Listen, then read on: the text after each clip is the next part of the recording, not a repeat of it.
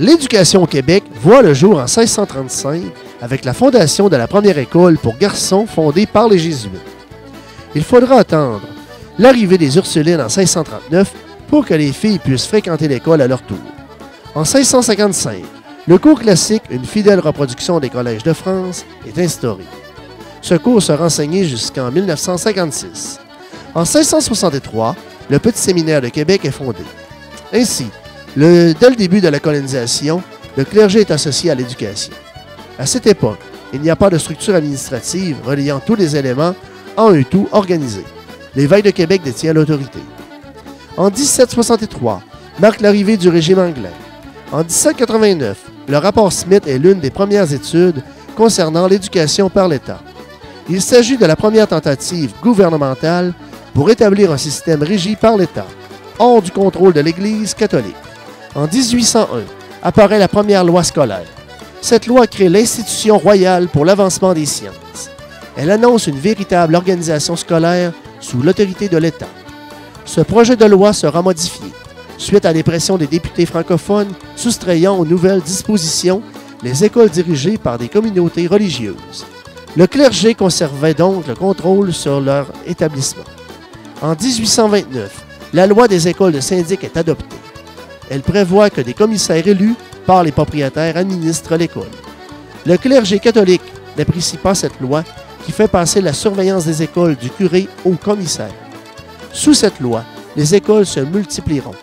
Avant cette nouvelle législation, uniquement 8% des élèves d'âge scolaire fréquentaient l'école.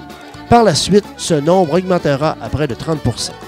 En 1845, la 5e grande loi scolaire exige la création d'une commission scolaire catholique et d'une commission scolaire protestante à Montréal et à Québec. En 1867, la Constitution canadienne présente l'article 93 qui concerne la législation de l'éducation.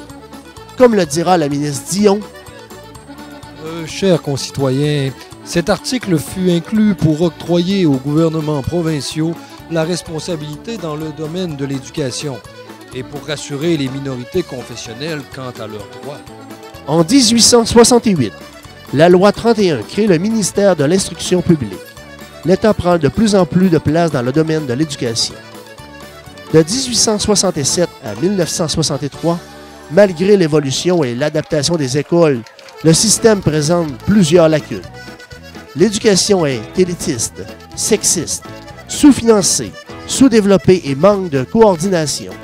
Très peu d'élèves ne dépassent la 7e année. Pendant toute cette période, le clergé occupe une place prépondérante dans l'éducation. Le rapport Parent, mené par Monseigneur Alphonse-Marie Parent, apportera dans les années 60 de nombreuses recommandations. Entre autres, le rapport recommande d'offrir le choix entre un enseignement catholique ou protestant et non confessionnel.